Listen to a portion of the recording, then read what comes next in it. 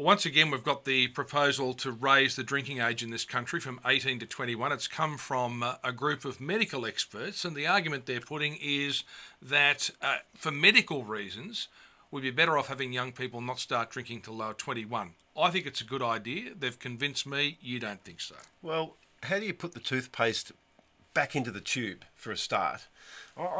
Firstly, let's not worry about the physiological and the medical issues.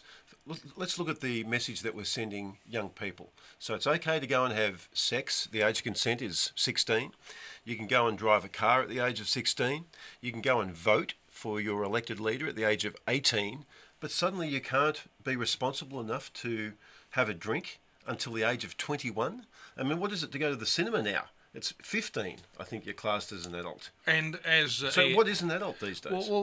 There are different ranges. Social Security has limits up to 25, and for insurance purposes, you go up to 25. But this is a medical argument that the brain, in fact, it's beyond 18. The brain isn't developing properly until you're over the age of 21. And the argument is that if you're drinking heavily between 18 and 21, it does significant damage to your brain. Now, you talk about the toothpaste.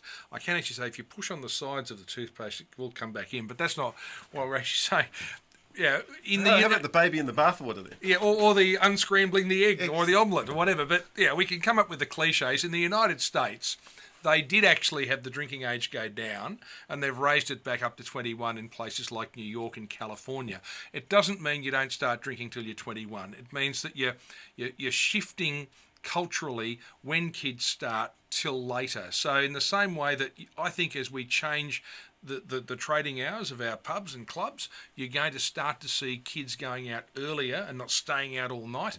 I think we can have this cultural shift where people start drinking later, and I think from the health benefit position for, kids are binge drinking, I think it's something we need to consider. So I think cultural is the key here, and you hit the nail on the head for another cliche, bang. Yep. But go through the European countries like Italy, France, right around those countries. They raise their kids. There is not a youth drinking problem in a lot of those countries. And you know why? Because they grow up and alcohol is not demonised. It's not hidden away from them.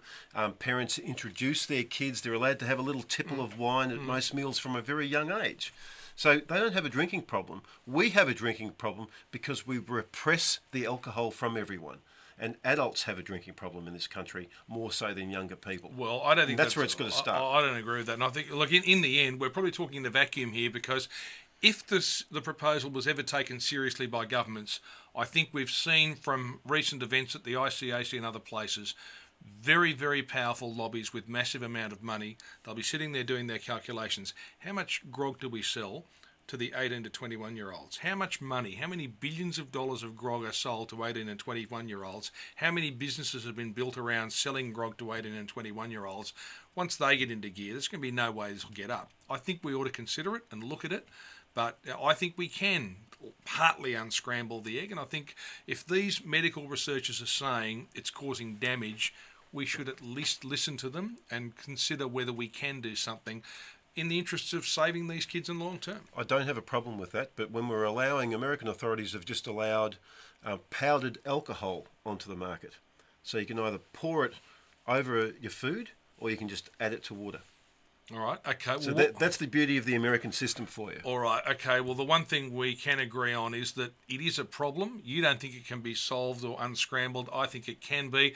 As for the powdered alcohol, once Gary's package arrives, he ordered it. As soon as you heard about it, you ordered it. We'll let you know. We'll give you a review and let you know. In fact, we'll do it here. Okay, I need a drink after this.